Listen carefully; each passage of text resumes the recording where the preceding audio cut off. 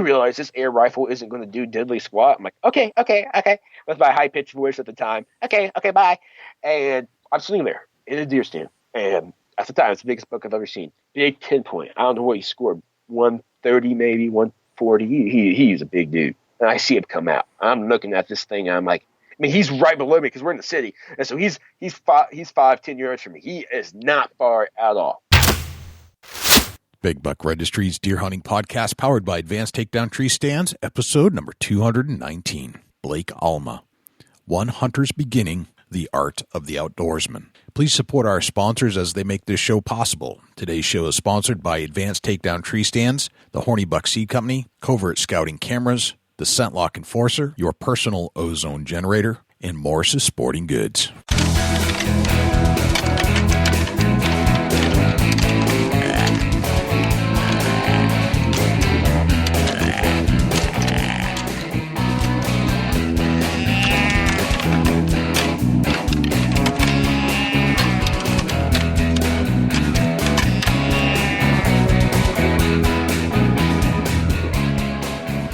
Big Buck Registry is a virtual museum of hunting stories. We preserve a piece of Americana by interviewing and recording hunters about their hunts and experiences from across the country.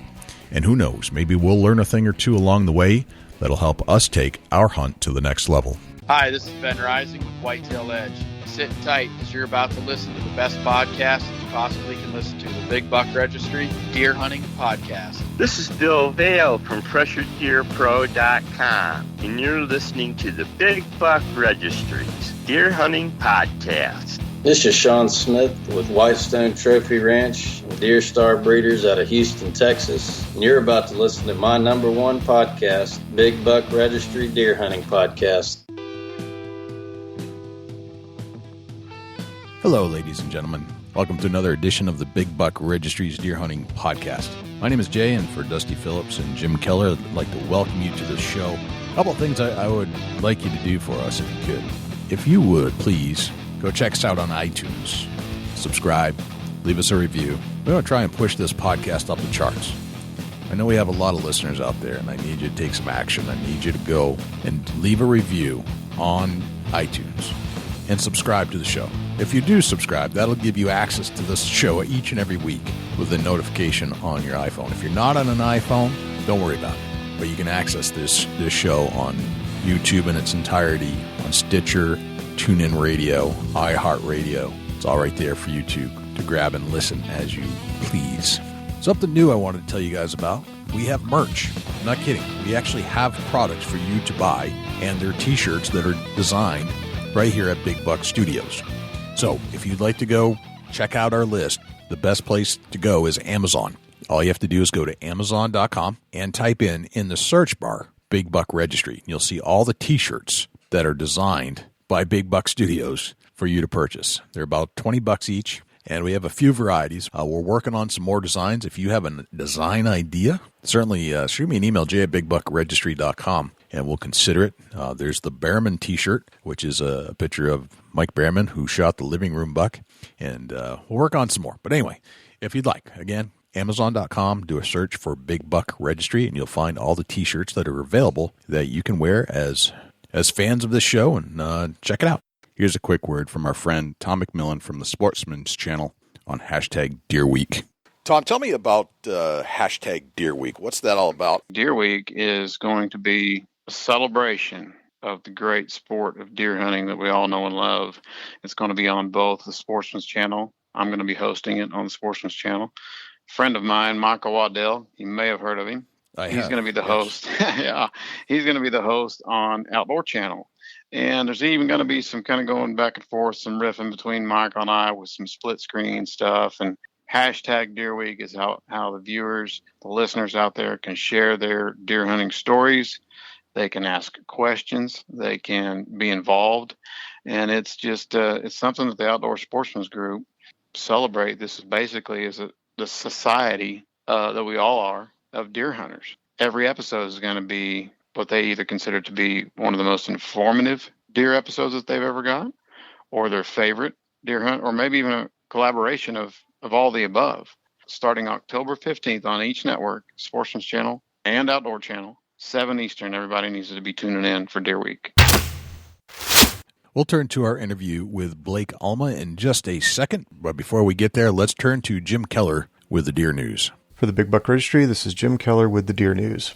Our first story this week is part 2 of our story on Secretary Zinke signing an order to support Sportsman and enhance wildlife conservation. This week we will continue the OutdoorHub.com story on Secretarial Order 3356, which supports and expands hunting and fishing, enhances conservation stewardship, improves wildlife management, and increases outdoor recreation opportunities for all Americans. Secretarial Order 3356 is an extension of Secretarial Order 3347, issued on Zinke's first day, March 2, 2017. That order identified a slate of actions for the restoration of the American sportsman conservation ethic, which was established by President Theodore Roosevelt. Secretarial Order 3356 directs bureaus within the department to, within 120 days, produce a plan to expand access for hunting and fishing on BLM, US, FWS, and NPS land, amend national monument management plans to ensure the public's right to hunt, fish, and target shoot, expand educational outreach programs for underrepresented communities such as veterans, minorities, and youth,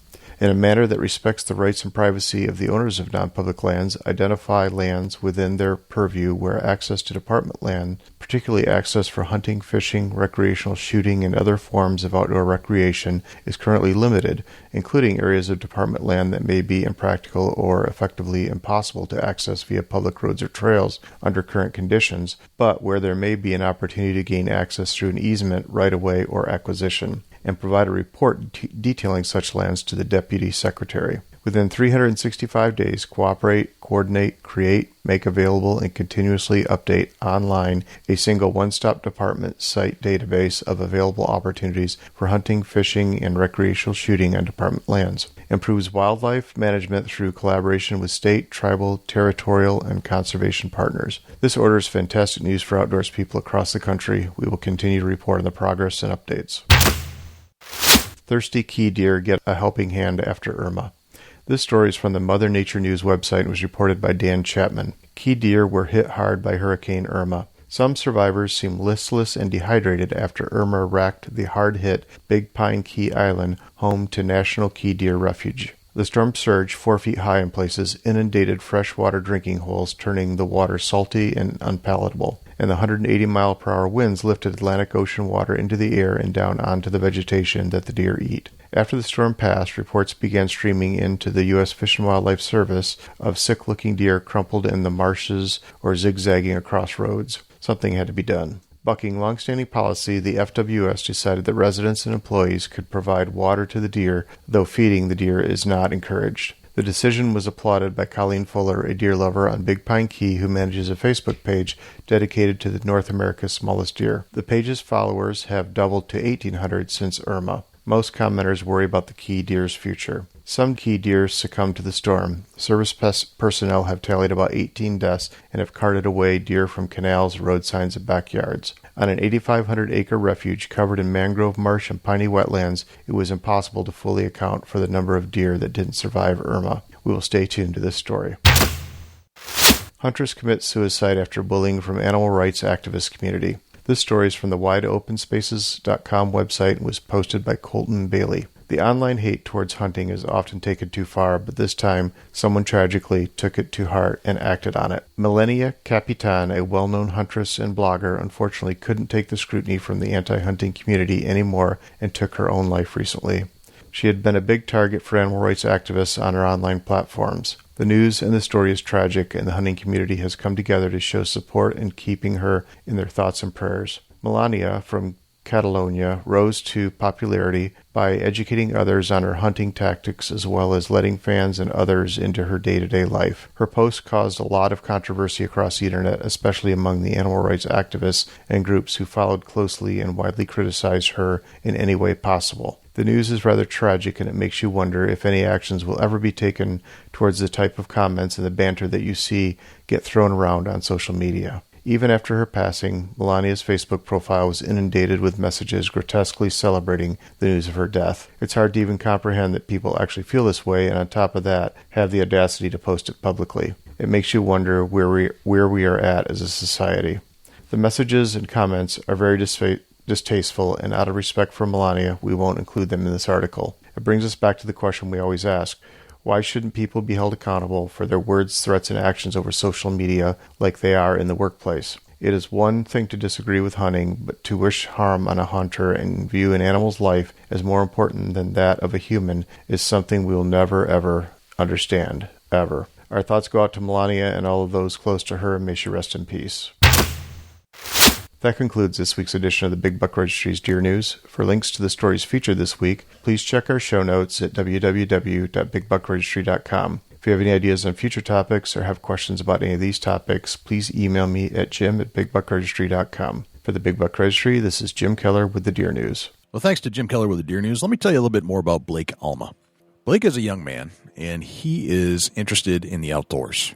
He is a writer. He's been writing about the outdoors for a little while. But again, he's only 16 years old. I don't find many young people with his kind of attitude about life. He's motivated. He's not stuck on video games. He loves the outdoors as any adult that I know that loves the outdoors. He's already making a career of it, which is unusual. You don't see this. He's not stuck to the television, and he became this way simply because he was introduced to a fishing pole about 4 years ago. And ever since then, he's been absolutely submerged in the love of the outdoors. So we're going to hear all about Blake, how he got into actually getting paid to write, his belief in God, his passion, his motivation, where he wants to go. The man is driven. So without further ado, here is Blake Alma. Blake Alma, welcome to the Big Buck Registry's Deer Hunting Podcast. How are you, my friend? Oh, I'm doing great, man. I want to thank you for having me on the show. How are you been? I've been very well. Deer season is here, and I've been in my tree stand quite a few times already. So I'm grinning ear to ear, brother. This is that time of year that makes me smile.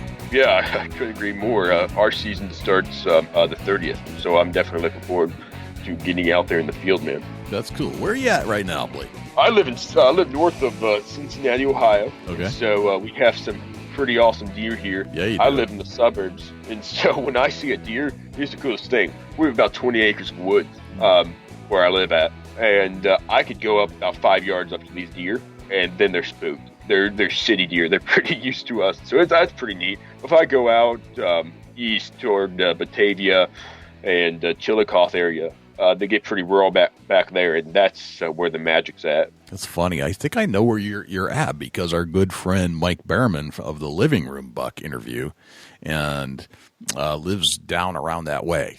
So I've actually hunted in that area. Well, that's neat. Yeah, it's a pretty decent place to hunt at. Yeah, it is. That's a great place. Yeah.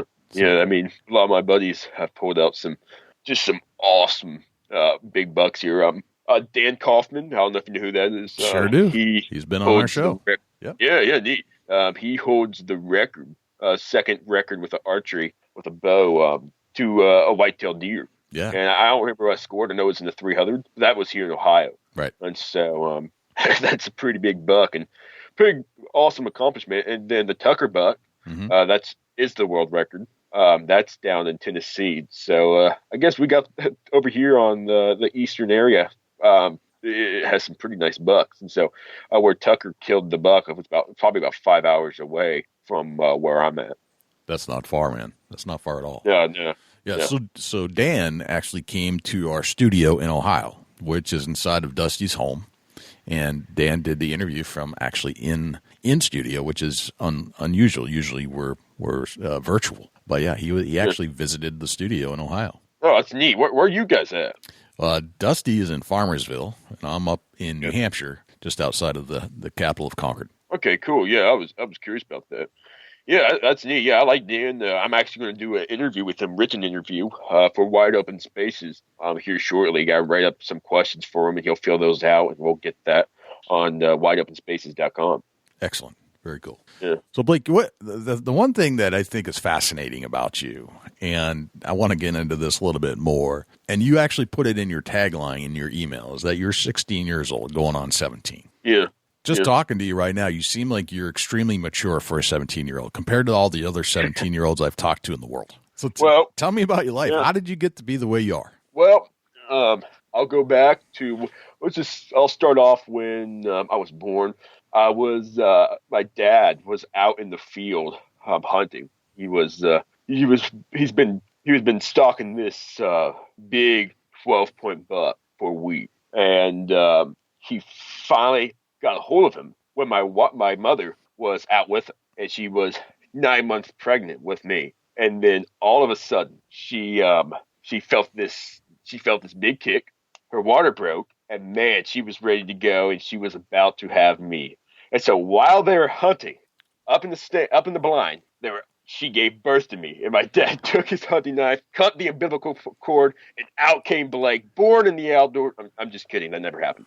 But no, what happened? So you have an imagination too. This is excellent. Yeah, I have a big imagination when it comes to this stuff. What actually happened though? My mom was in the hospital, and my dad was out hunting, and he came in all bloody in his deer camo after he harvested that big 12-point buck. And he came in like, oh, my son. He picks me up, and he has all that deer blood on him. He has all that camo. No, that didn't happen either. I can't remember.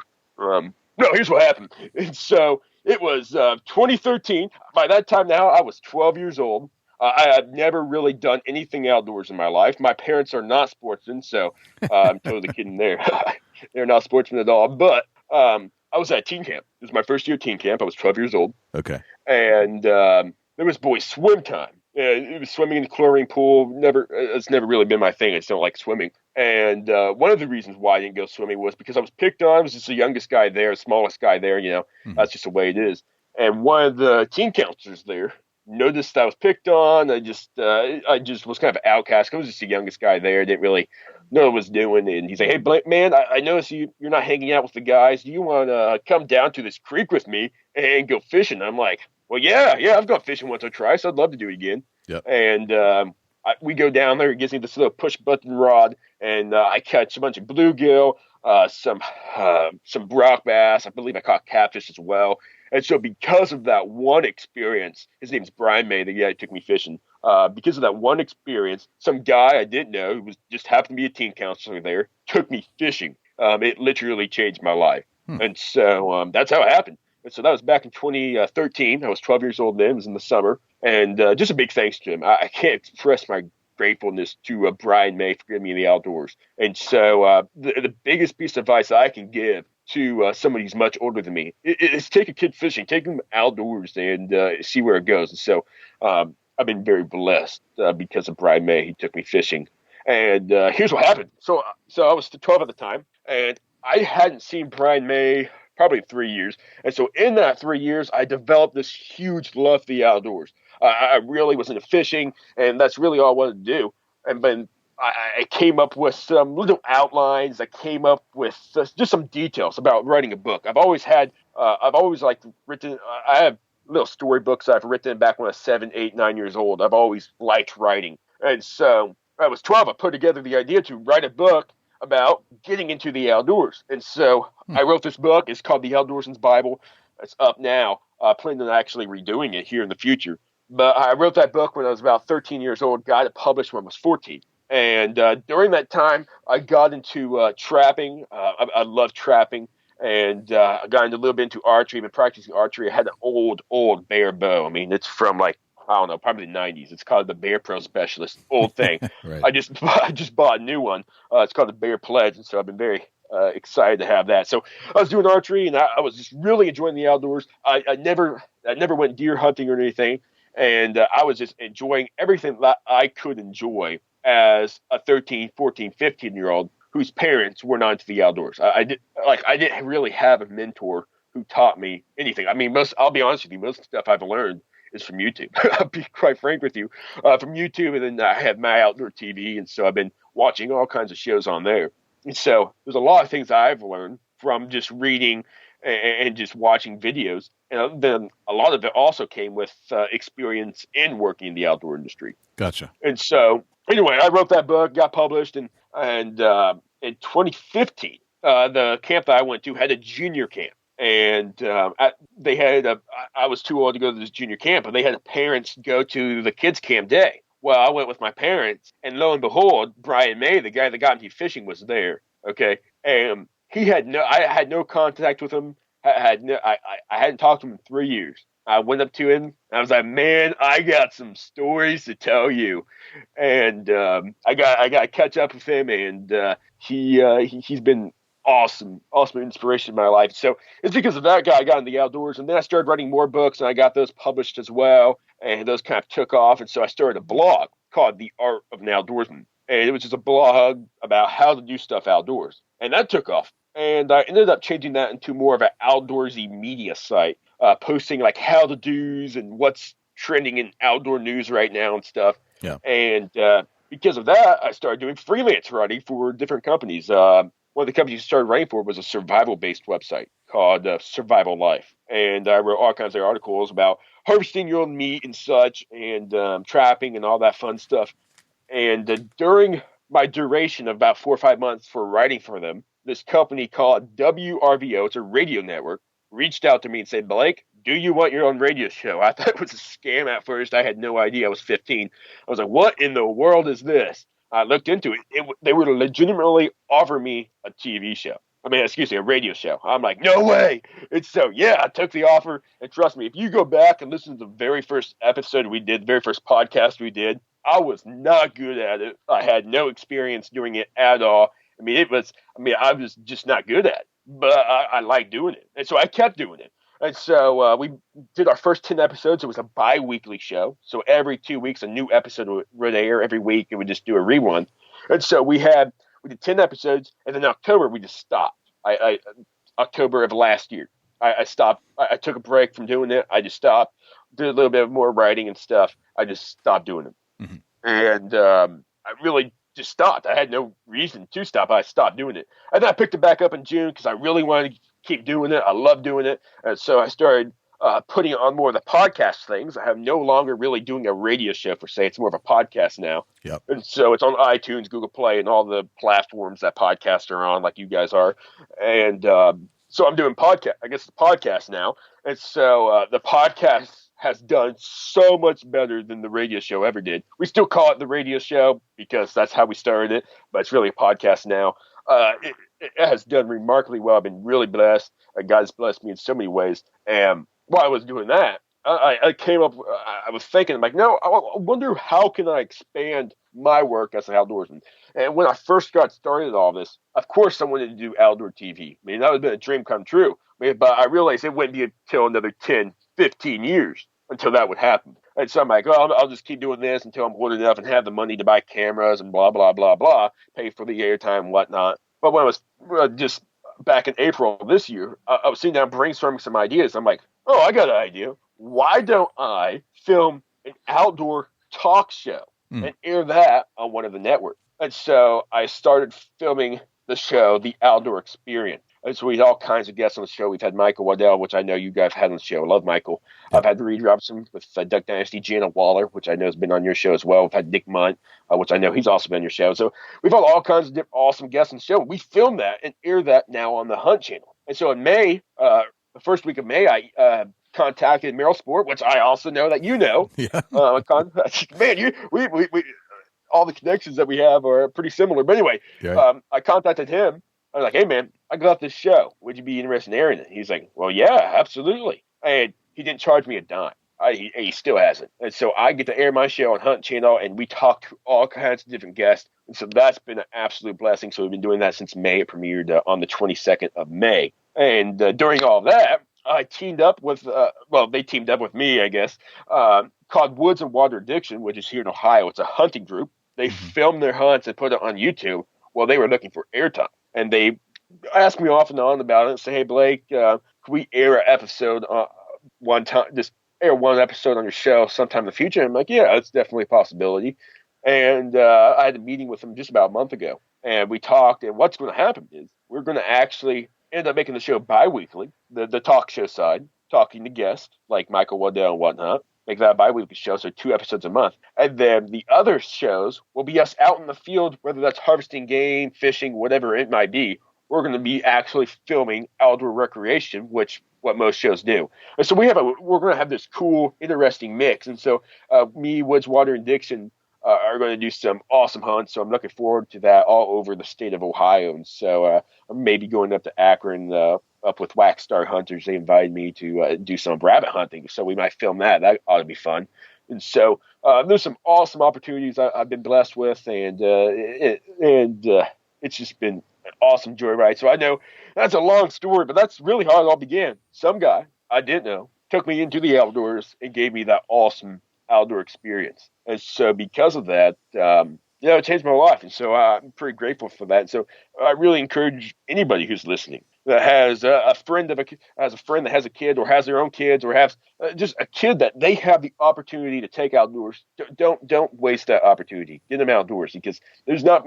I don't know anybody that's my age that's into the outdoors and doing something about it. And here in Cincinnati, I personally don't know one person my age that even cares about the outdoors, quite frankly. And so I live in a very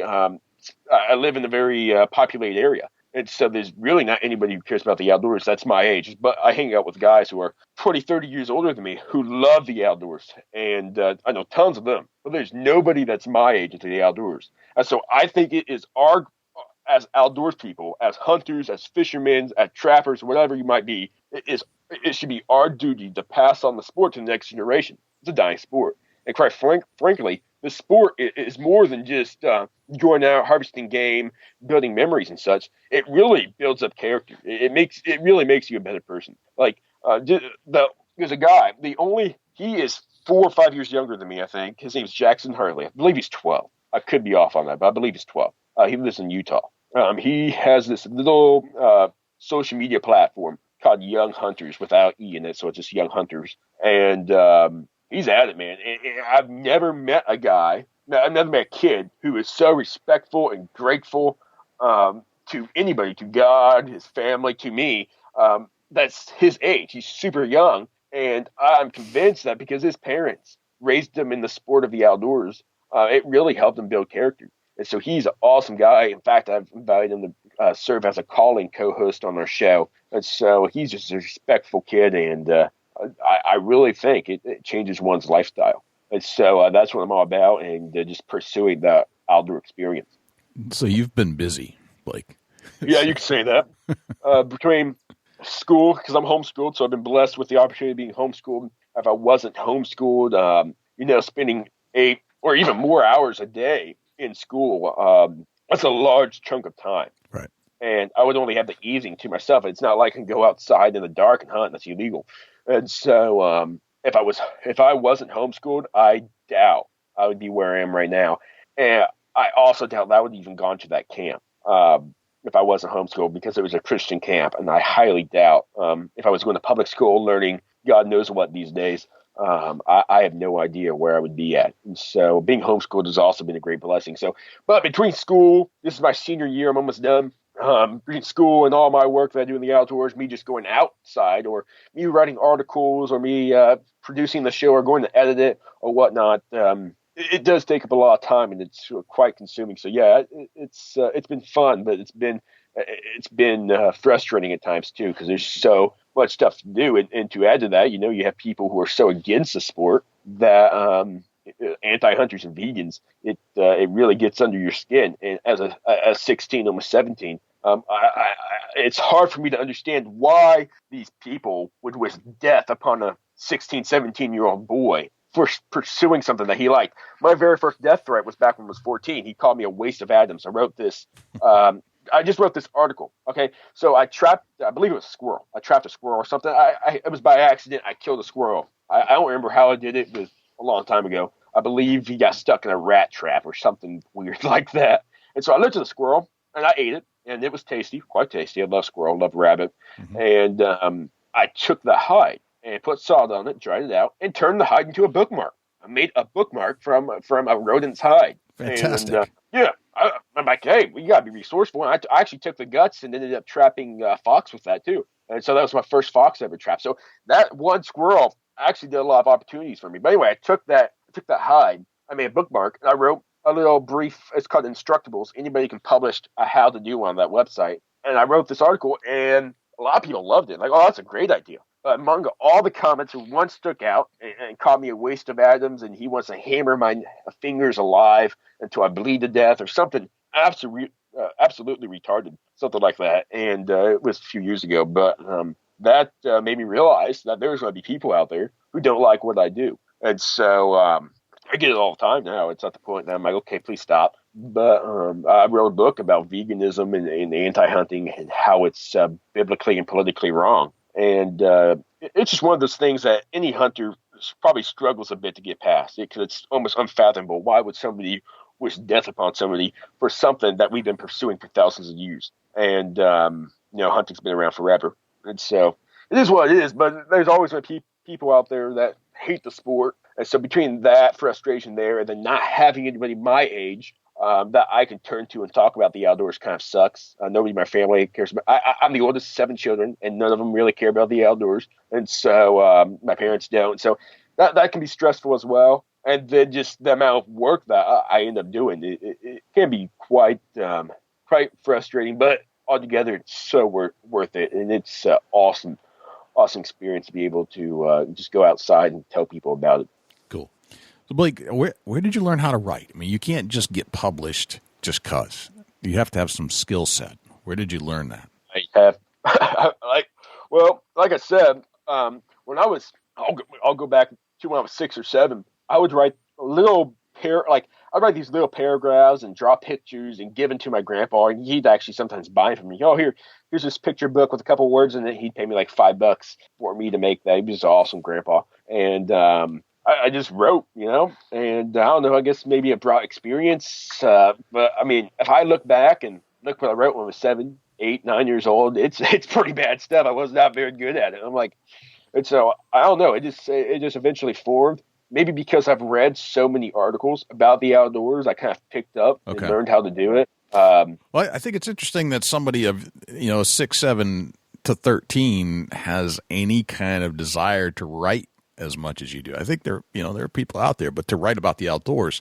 I don't find a lot of people. I can barely get my son, who's 10, to do his homework. I can't get him to read. He wants to go play sports all the time, but I can't get him to read. Whereas my daughter, who's 13, wants to read all the time, but I can't get her to go outside. So it's interesting that you have adopted this desire and passion, and that you actually, for whatever reason, I mean, people have desires, but putting it in action is a whole different ballgame. You've done that all the way. You've done things that people dream about doing their entire life. Where does that drive come from? So that's an excellent question. And I was asked that by a local news network, actually back in May.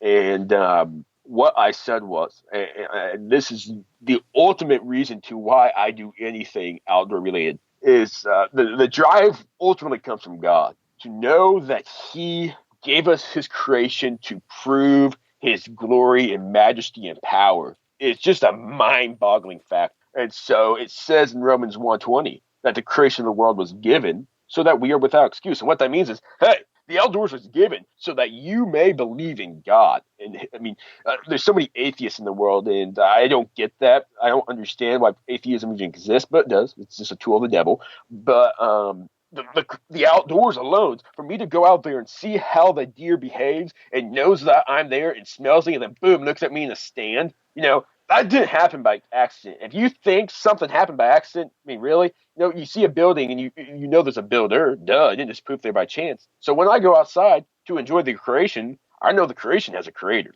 And so I think that's really driving me, because, I mean, I would say veganism is a subcategory of atheism if I really want to go down that rail.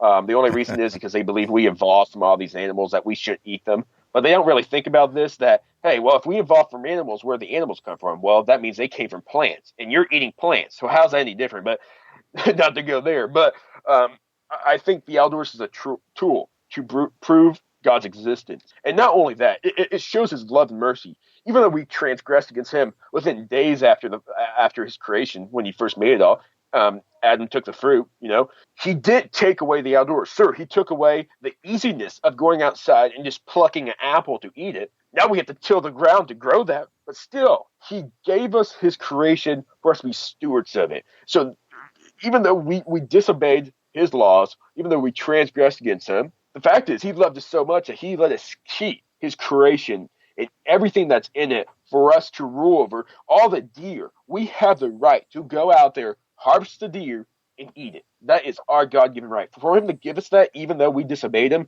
it just mind-boggles me. It shows His mercy as well. Not only does it show His existence and power, it shows His love and mercy. And so I think that's what really drives me. It's the ultimate thing that drives me the most. And then, like I said, the outdoors, I think it really makes somebody a better person. I really do. And so, I've never met an outdoorsman who's atheist, And so I really think it sets people's minds right, And Fred Bear said it best. My show is called The Outdoor Experience. I had no idea that Fred Bear said this quote until one day I Googled the name of my show.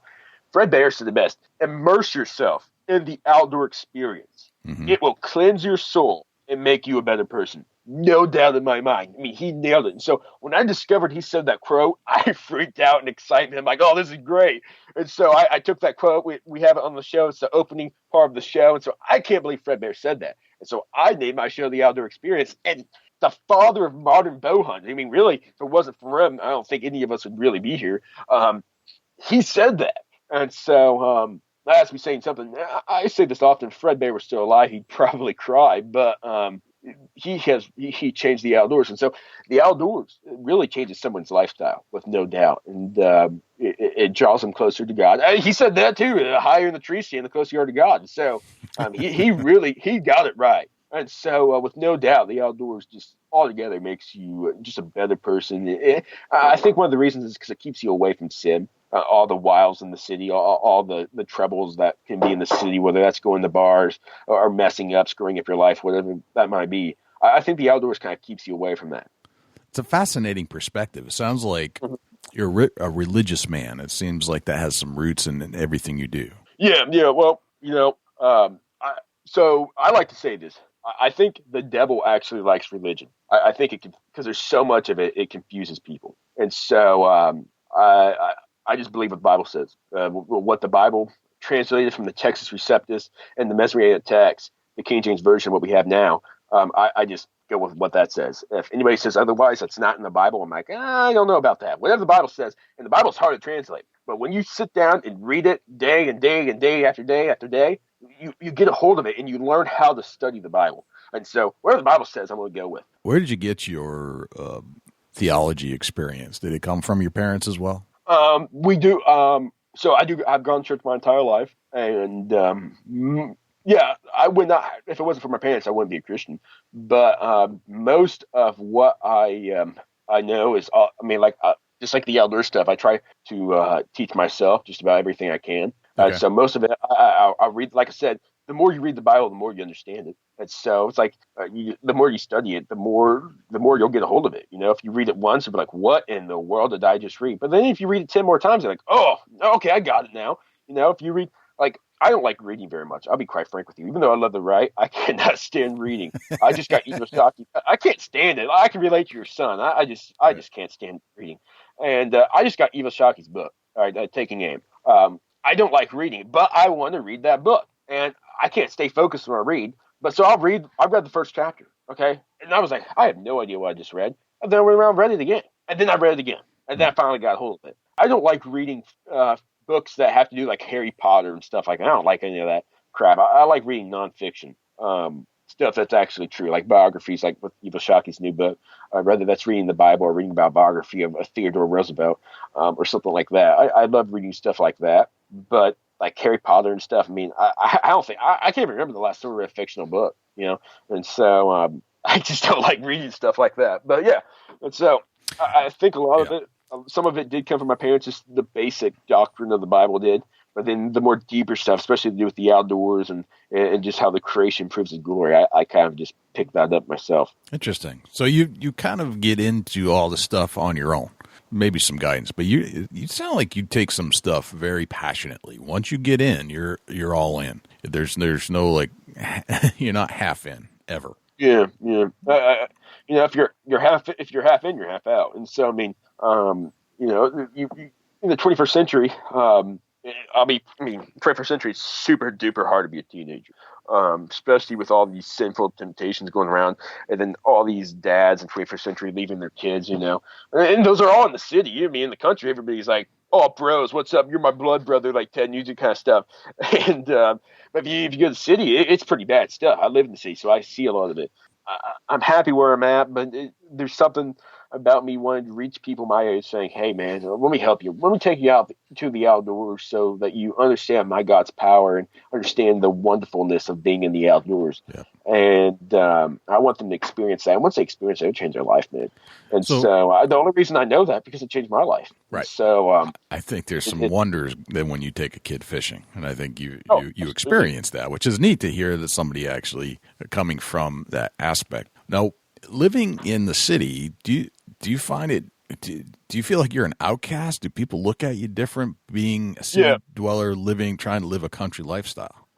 Living in the city just sucks altogether. I can't stand it.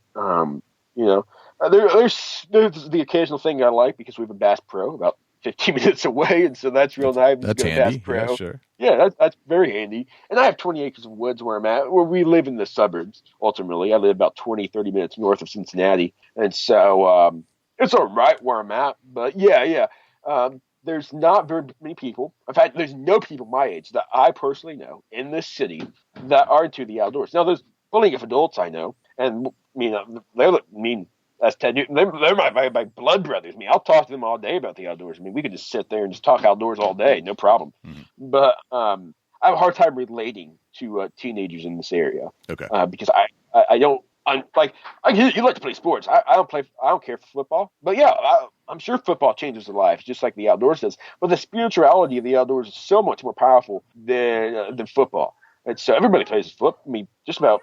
I would say 50% of teenagers play football, that are my age. Where you live. And so, at least. And so, or play basketball or any sport. And so, it's hard for me really because I watch football, NFL, and college and stuff. And I like it. I don't mind it. But it doesn't consume me. There's nothing wrong with it really consuming you. It's when it becomes your God, though. When I say that, like, it just overcomes your main priorities in life, like your family, like your loved ones and such. And so it's an interesting situation here in Cincinnati that there's not very many people who are my age that really are into the outdoors. And so I struggle with that. So I'm not necessarily outcast because a lot of people do like me for what I'm doing, but they on their side of things, they also struggle relating with me because they're like, okay, you don't meet a teenager who's a radio and TV host every day and likes the outdoors. What am I supposed to talk to them about, And so I think on their side of things, they're like, okay, adults, I talk to adults much easier than I talk to kids. I can relate to adults. I'll go up to them. Like, some of my best friends are adults. I love hanging out with them. There's several reasons why. I think if you hang out with them, they have more experience and they can guide you in the right place. Right. And so there's just something about I like hanging out with them a lot. But I really do wish there were people that were my age that I could go, hey, man, you want to go fishing? Yeah, man, let's go do it. And we pull out a big old catfish or whatever. And it's just not out there. And then a lot of my good friends who are not into the outdoors, but a lot of my good friends, they live like 45 minutes away from me. And so I don't get to see them very often, which also sucks. And so, it's an interesting, I'll say this, I have a pretty interesting life as far as being social with people my age. And so I get along with just about everybody. Everybody has no issues with me. But I just prefer not to hang out with people that all they want to talk about are girls or Black Ops or whatever video game that's out, And so I'd rather just talk about the outdoors. Yeah. I was gonna ask you about that. Your generation typically is into video games and YouTube. Yeah. And it sounds like you're more of on the production side. It doesn't sound like you play a whole lot of video games. I don't really care for them.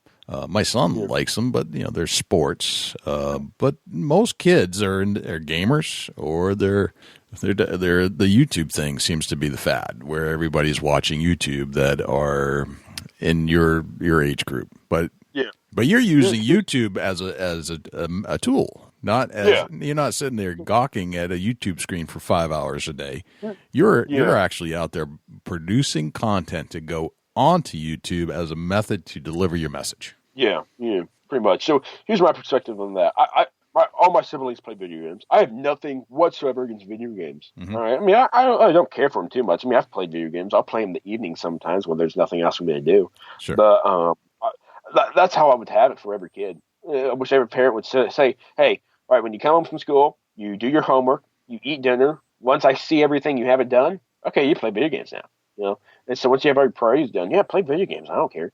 But when it becomes your main priority, like it seems to be with teenagers these days, that's when it becomes an issue because there's so many more important things in life. A lot of people my age don't even have college decisions yet. I don't plan on going to college because it doesn't look like I need to, but they haven't made their decisions for what they're going to do after school. And so because they're so into what's going on now, well, we got to also look at the future, right? As a teenager, your time isn't worth as much money. It's worth a whole $8 at McDonald's plus all these taxes, so it goes down to like $7 or whatever. And you could use that time and build your career. It doesn't have to be in the outdoors. It could be, if you want to be an NFL player, go be an NFL player. You want to be a master video gamer, be a master video gamer, but you have to figure out how to do that. And so you can't just sit around and play video games all day, expect that to turn to money somehow. You have to figure out how to market that and how to monetize it and how to make money from it. And so if some teenager has a passion with video games or sports or whatever it might be, yeah, go do it. You got to figure, but it's like me sitting in the garage dreaming about a car. That isn't going to give me a car. You have to go do something about it. You have to go make that money to buy that car. And so for you to pursue a passion that you have and make money off of it, you have to go do something about it instead of just doing the actual sport. If I just went outside and just spent every minute of every day outside loving the outdoors, which I could very easily do, it would make me a dime. And so you have to get up and work for whatever your passion is. And so that's my problem with my generation, is that we really need to focus on that, which is important, and what our future is going to look like. And so, I'll say this now, in 20 years, the future isn't looking too promising. And so with everything, how it's going now. Right. And so, although you have to take that in perspective, because every generation prior to the one that you came from said the same thing. Yeah, that is true. Right. So, that is true. And so, I hope I'm wrong. I really hope I'm wrong.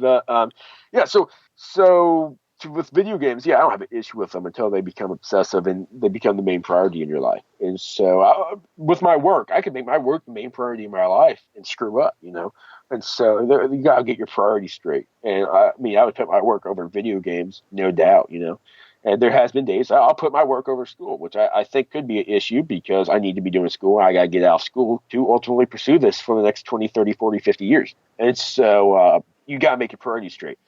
And so kids these days, that's what they want to do. They want to talk about Black Ops, what the newest video game is, Black Ops, or talk about girls and blah, blah, blah, blah. I'm like, dude. Right. Like they'll talk about girls all the time. Like, dude, what do you think?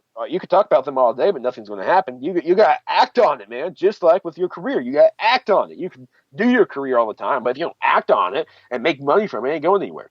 It's so all my generation does is they talk about it and do it, but they don't actually go out and work for it. And so I think that's just the main issue overall. And then also,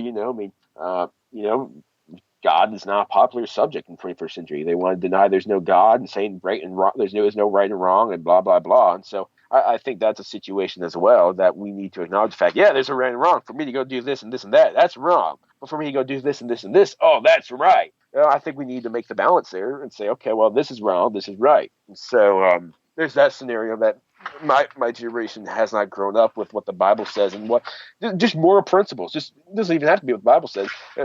That's where all moral principles come from, is the Bible. But we need to know you got to respect our parents. Okay, you got to do what's right. You can't mess up. Okay, and so I think that's a big issue as well. It's not just not working; it's also doing that which is wrong. And so there are some issues with that as well. Well, all right. So enough about the video game stuff. But I appreciate your perspective on life. I think we need more people with your drive and your vision. And I don't. Hopefully somewhere down the road you can have enough influence on that generation. And granted, your generation will also say, boy, that this next generation has no hope. So but just keep staying positive, pushing the message. I think it'll help everybody. Let's talk about some more outdoor stuff. Tell me about some of the articles you've written and where the inspiration came from. Yeah. So my very first article, I told you about the bookmark. Mm-hmm. Well, I ended up using that meat. I ended up trapping a fox. Okay. I caught it. And so this fox, very interesting fox. So I trapped him with the remaining guts, liver, and all that fun stuff. Stuck that in the dirt hole set. And it was a fall autumn day. All the leaves were on the ground. It was red. and I go in the woods, look at my trap. I notice the trap's all busted up. The set is all messed up. The bait is gone, but I don't notice the animal. I believe it was because it was colored in. Its red fur, the fox's animal, this fur was colored in with the leaves. I didn't see it at all. So I'm walking up this trap to go fix the set, and boom! This big old fox comes at me, and he's like 6 inches away from taking a chunk out of my leg. Didn't see it at all. And I realized how big of a safety hazard that was because I didn't look twice to make sure there was nothing in that trap. And so I ended up writing an article called The Camouflage Fox. And I talked about how the safety of trapping is very important. And I wrote this for Ohio Outdoor News, which is a newspaper here. And they had a youth writing competition. I submitted it to them, and I ended up winning that. And so that's where my outdoor writing began because of that. And that turned into writing for several different companies, which turned into Survival Life, which turned into the radio show. And during the radio show, I wrote for Outdoor Hub, a.k.a. Carmen Media. I wrote for all kinds of different companies. And then just about a month ago, actually less than a month ago, it's probably about 2 or 3 weeks, I started writing for Wide Open Spaces. And so that's been awesome. For Wide Open Spaces, I'm more of a journalist rather than how-to-do writer. I write about what's going on in outdoor news. Like, I saw that you posted the article about Mississippi's lowest deer population in 30 years. I wrote that, and I just wrote an article about how it was the lowest in years and why, because of EHD or because of hogs or just because of less hunters in general. I was just covering those general topics, just kind of generalizing what was going on. And so that's what I'm doing with Wide Open Spaces. Right now, that's my primary writing job. I'll write my goal is to write at least 10 to 20 articles a week for them, which is a lot. The average writer for them writes about probably about 30 a month. So writing 20 a week is a lot. But journal articles can be really short and really easy to write. And so we call it recycled news. It's when you find something on the internet and you recycle it and write it in your own words. Not plagiarize, but write it in your own words. Right. And put that among outdoors people to read. And so that's kind of my role with Wide Open Spaces. I can write how-to-dos if I want. I just really have it because they take a lot more time. And actually, they don't tend to generate as much income. And so I write more of the newsy articles. So I want to do interviews with Michael Waddell. I'm doing a written interview with him, Dan Coffman, and then a good buddy of mine. That's how I discovered Big Buck Registry, a really good buddy of mine. I mean, I love this guy. And, I would die for this guy right now. Billy Daw, man. Billy Daw, yeah, man. Billy Daw, yeah. I love that guy. I've had him on my TV show, radio show. I mean, I've interviewed him on other articles. Man, I love that guy, man. That guy is just an inspiration to any outdoors person that he's ever came across. That's how I discovered Big Buck Registry. He actually told me about you guys and that you ultimately helped him start Wheelchair Outdoors. We got him off the ground. That's right. Yeah. And so he's an awesome guy. And so I'm doing an interview with him here shortly, and that guy's an inspiration to everybody. He really is. Yeah, you guys got to check him out. Billy Daw. It's on Facebook, Wheelchair Outdoors. But man, that guy's awesome. Anyway, so I just do all these different types of articles, whether it's how-to-dos. I don't do that as much because it doesn't generate as much income. Even though I like writing that more, quite frankly, because I like teaching people how to enjoy the outdoors. And so with these new recycled news articles, I'll try to put as much how-to-do in there as I can. I get a lot of free gear, which is actually another cool thing with what I'm doing. Like, this guy's sending me like $500 worth of air rifles for small game hunting. Like, he's sending me 3 or 4 air rifles for free. He wants to write about them or talk about them on the show. I'm like, okay, cool. And so, like, I'll get the article and technically write a gear review, but I'll make it a how-to-do, like how to hunt with this rifle. Okay, whatever the name of the rifle is going to be, whether it's the Woodsman 1300. How to hunt with the Woodsman 1300. And so, like, it gives them that educational content, but it also promotes the sponsor that is providing me with the weapon. And so it's a win-win situation. And so I do stuff like that, but most of it nowadays is just journalism. Gotcha. Very, very cool, man. So we talked a little bit before we get on. Sounds like you're doing some trapping and you're getting into some hunting, if I'm not mistaken. Yeah. I just I think I told you earlier about I had this Bear Pro Specialist. It's old. It's still compound, but it's old. I have no idea what year it's from. I guess 1990s maybe. I don't know. It's old. And I would play around with it. I had fun with it. I played with it, shot with it. It was cool, But it was just old, and I really don't think it'd do the job very well. The sight on it, it didn't really have the right sight mount if I wanted to go buy a new trophy ridge or whatever. It was a weird bow. I don't even know what you would call that type of site, but it's old. And I was like, no, I want to deer hunt this year. I went turkey hunting this year. Unfortunately, I didn't get anything, but or as my mom would say, caught anything. But I love people like, did you catch anything on your hunt? That's fishing, bro. That's fishing. Wrong sport. But anyway, so I bought about a month ago.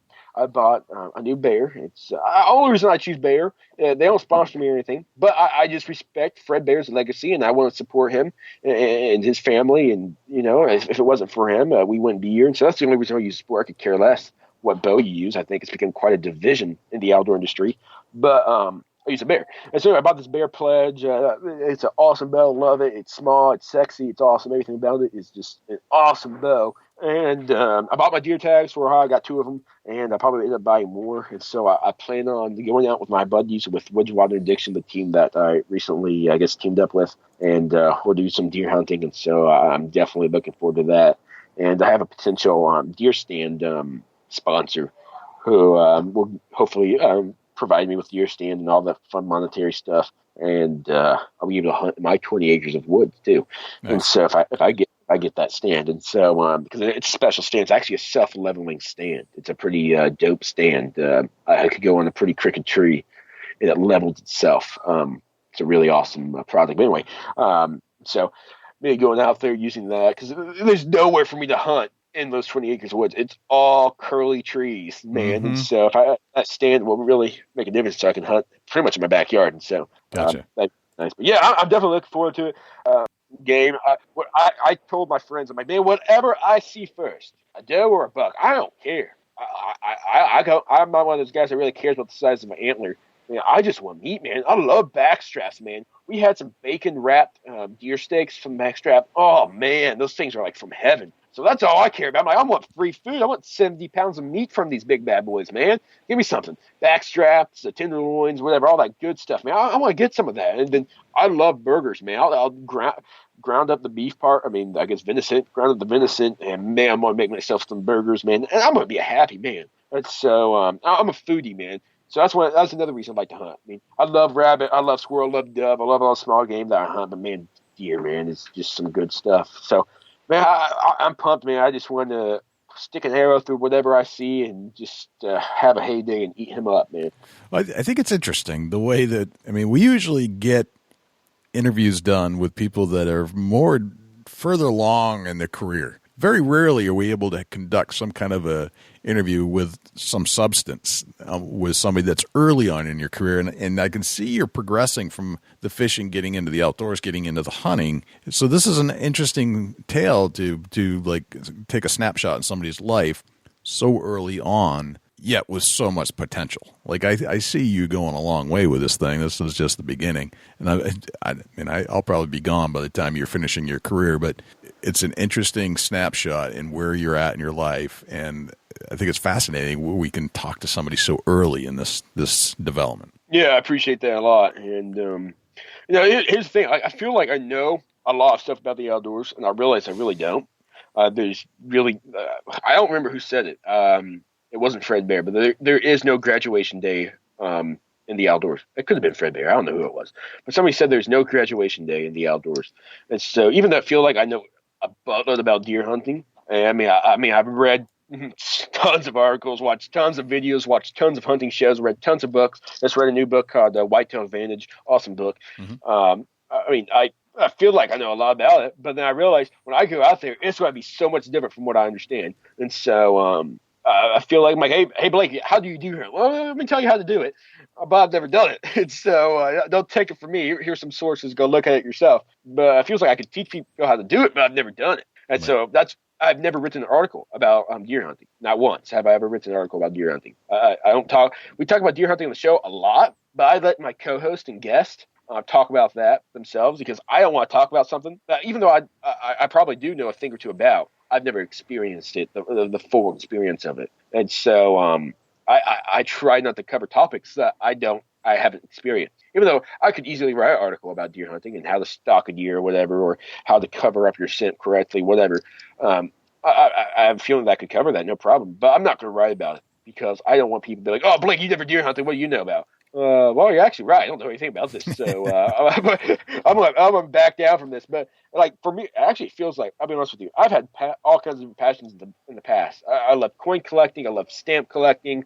I love rock collecting. I love superheroes. When I was younger, I had all these different passions. I had all these different dreams, and they'd only last 6 months or whatever. This outdoor one, since I was 12, I've always had this love for the outdoors and just pursued it. I mean, the day he took me fishing, man, I knew something was going to happen. So within 2 or 3 months, man, I just hit the hay running, and to me, it kind of feels like I've been in it for a while. But I realized, man, I got like 34 years ahead of me, Lord willing, and so it feels like I've been involved for a while. But I think about it, I'm like, man, I have a long way to go, very long way to go. And so, yeah, you're right. It's just the beginning, and so I'm excited to see where it goes, and I just love it, man. I feel like I would have it no other way. You're just getting started, so that's very cool.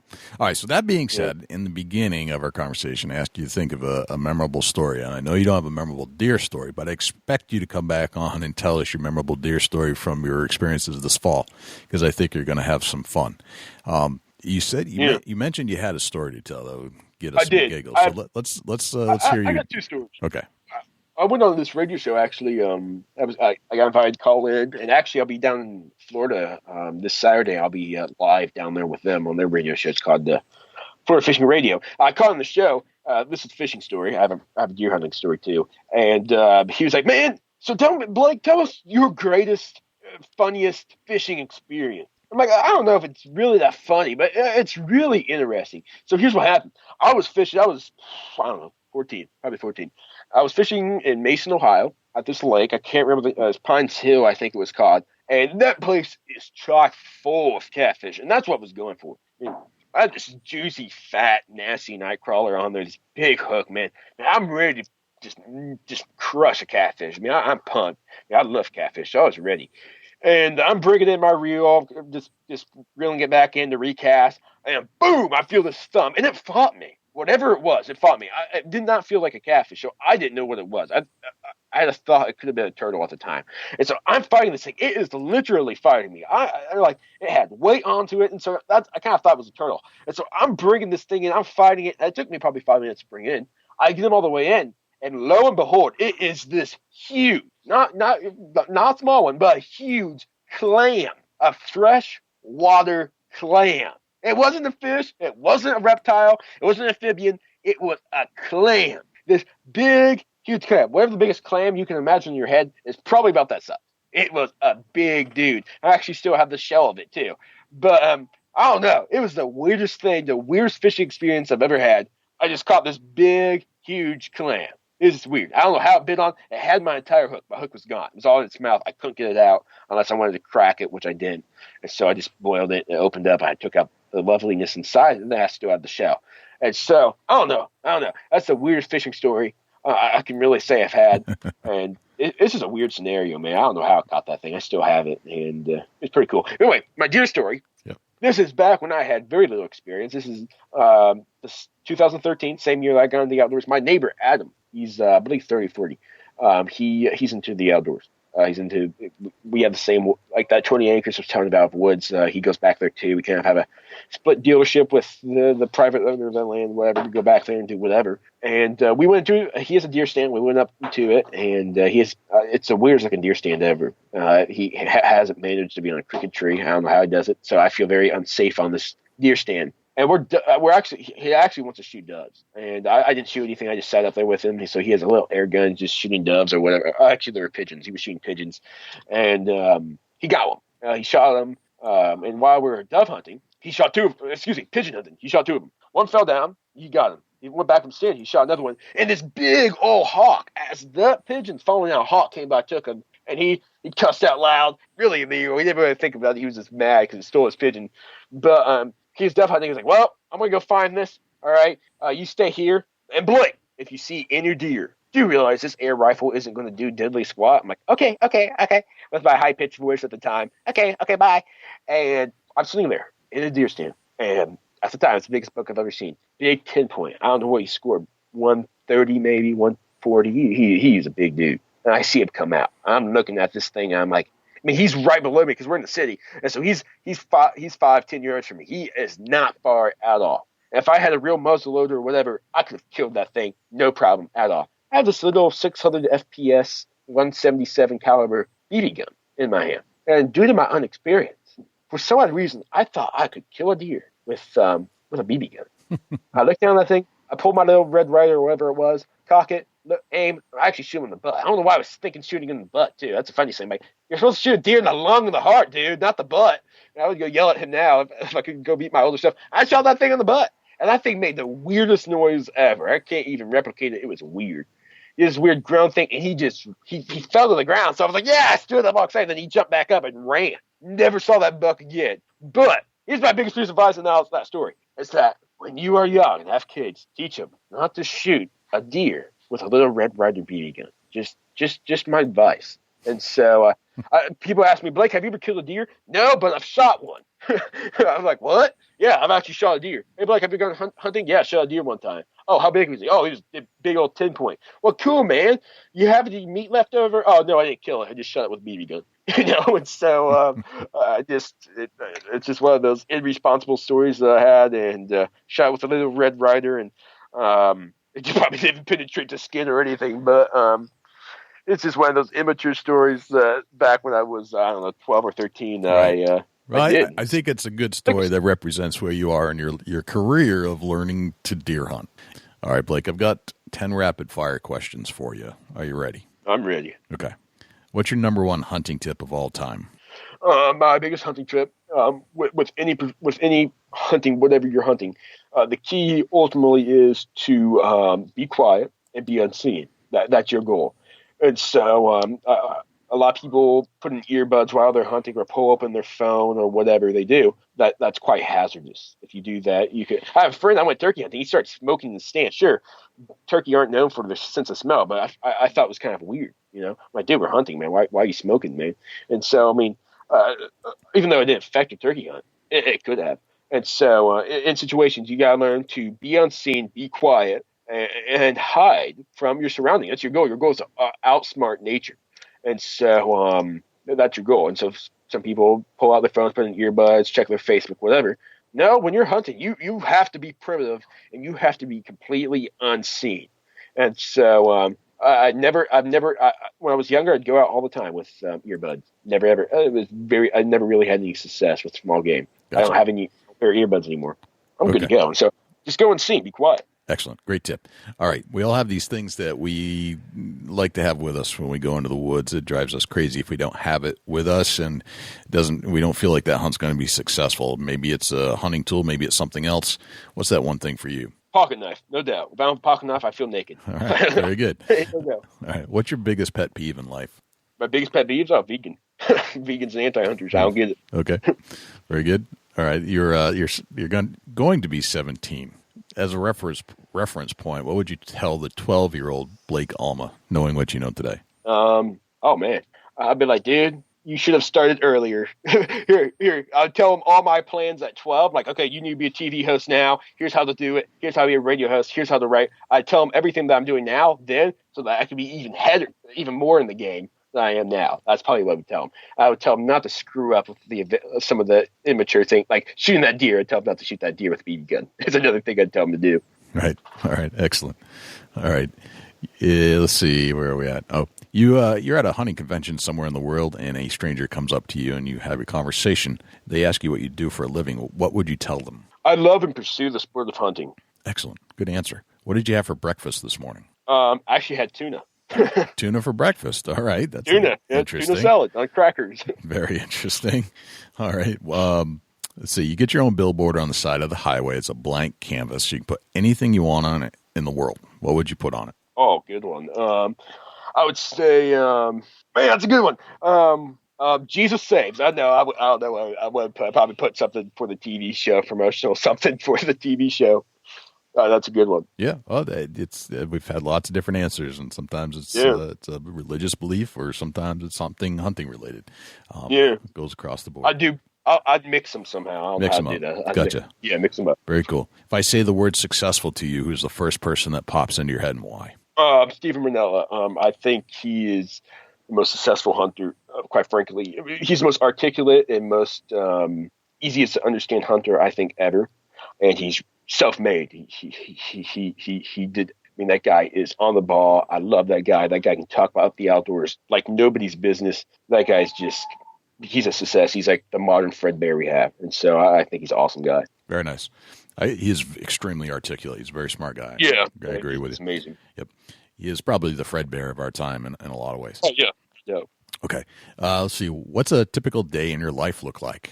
Wake up, eat tuna for breakfast, drink some coffee, go downstairs, check my email, have fun with some playing around with some comedy with anti-hunters and stuff, and then doing school, and then getting back to work, writing whatever, editing whatever I have to do. On Tuesdays, we record the shows, and so my normal day is wake up, eat, play around, do school, and then work. And so when I say play around, it's like play around with me and say, okay, let's debate, let's have some fun on social media. But right. Yeah. Gotcha. All right, very cool.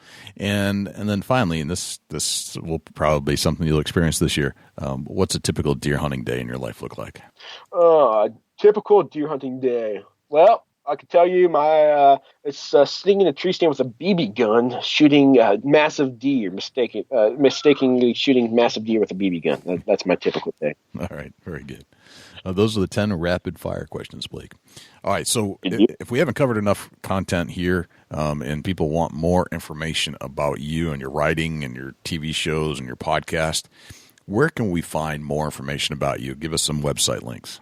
Yeah, I have website links to TV show, radio show, man. There's website links for everything that we do. But the main one that links up to all the links that you need is BlakeAlma.com. Blake is spelled B-L-A-K-E, and then my last name is spelled A-L-M-A, like alma mater. And so it's BlakeAlma.com, and you'll see everything there, all the articles, TV show, radio show, not all the articles on there because there's so many of them, but just about everything you would need to find about anything that I do in the outdoors should be at BlakeAlma.com. Excellent, man. I appreciate your time. This has been an honor and a pleasure to hear somebody from your generation with so much great outlook on life and motivation, and you have some direction, and I appreciate you coming into our world over here and adding to it. It's really it makes me feel good. Let's put it that way. Yeah, man, I really appreciate you taking the time to talk with me on your show, man. I really appreciate it. Love your show. Well, there's a young man that has a focus and a vision, and I think we all know where he's headed. He seems to be dedicated to the outdoors. I believe he's going to do some things in outdoor television and continue writing. I think we're going to see more to come of Blake Alma. He's an impressive young man. Dusty, do we have a Chubby Tines tip of the week?